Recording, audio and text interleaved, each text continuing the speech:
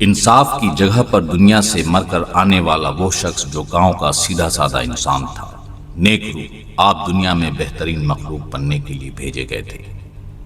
آپ دنیا میں 5ویں ذمہ داری کے کام کو پورا کرنے کے لیے بھیجے گئے تھے، لیکن آپ نے اپنی ذمہ داری کو پورا نہیں کیا، اس لیے آپ کو بھیانک سزا کی جگہ پر بھیجا جاتا ہے۔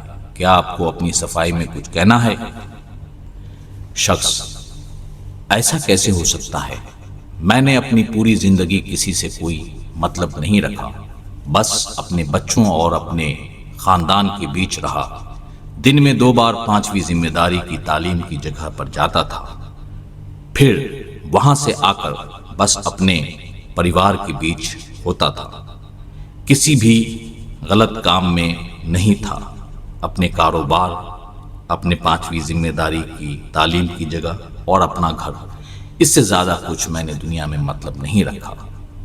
اپنا پہناوا، کھانا پینا اپنے نیک بادشاہ کی طرح ہی رکھتا تھا۔ نیک روح: وہ سب تو ٹھیک ہے، اب بتائیے کہ آپ کے اولاد اور آپ کے خاندان کے لوگ کیا آپ کے ہی جیسے تھے؟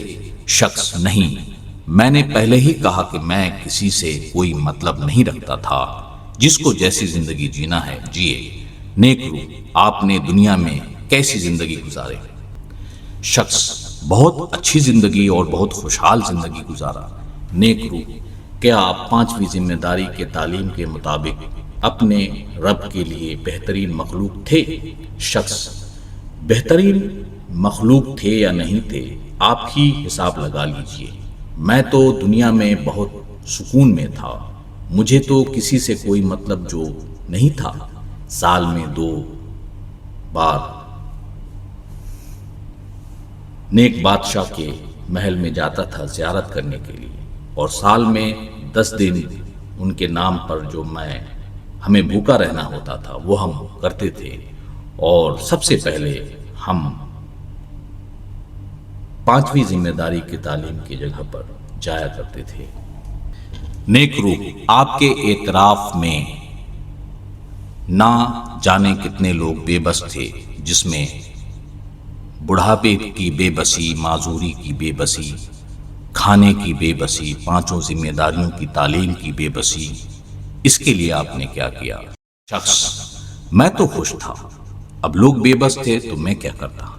میں سال میں لوگوں میں پیسے تقسیم کر دیتا تھا اور غریب لوگوں کو بلا کر کھانا بھی کھلا دیتا تھا۔ نیک روح: 5ویں ذمہ داری کے لیے آپ نے کیا کیا؟ شخص: میں سمجھ گیا آپ کیا کہنا چاہ رہے ہیں۔ یہ شخص رونے لگا، گڑگڑانے لگا اور کہنے لگا، 5ویں ذمہ داری بہت مشکل کام تھا۔ میں نے اپنے گھر میں ماحول بنانے کی کوششیں کی تو بیوی، اولاد، بچے سب مل کر مجھے پاگل ثابت کرنے میں لگ گئے۔ 5ویں ذمہ داری کے عالم سے پوچھا کہ اور اپنے دوستوں سے پوچھا کہ اب ہم کیا کریں، تو وہ سب نے یہی کہا کہ جیسا ہم سب کرتے ہیں ویسے ہی آپ کریں، یعنی بس برکت والے کام کرو، اس سے نیک بادشاہ رب سے تمہاری سفارش کر دیں گے، اور صرف اپنا معاملات دیکھو اور سکون کی زندگی گزارو۔ نیک روح: نیک بادشاہ اور اس دور کے لوگ کیا کرتے تھے؟ شخص: وہ تو نیک بادشاہ اور اس دور کے لوگ تھے۔ نیک روح: اگر آپ 5ویں ذمہ داری کو پورا کرنے میں شروع کی کچھ تکلیفوں کو برداشت کر لیتے تو آپ دنیا میں اور مرنے کے بعد بھی بہترین زندگی کی جگہ پر بھیجے جاتے۔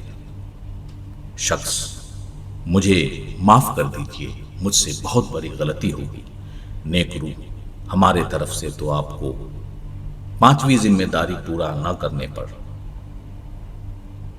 بھیانک سزا کی جگہ پر بھیجی جاتی ہے، لیکن ہم آپ کو مہلت دیتے ہیں اور دوسری عدالت میں بھیجتے ہیں۔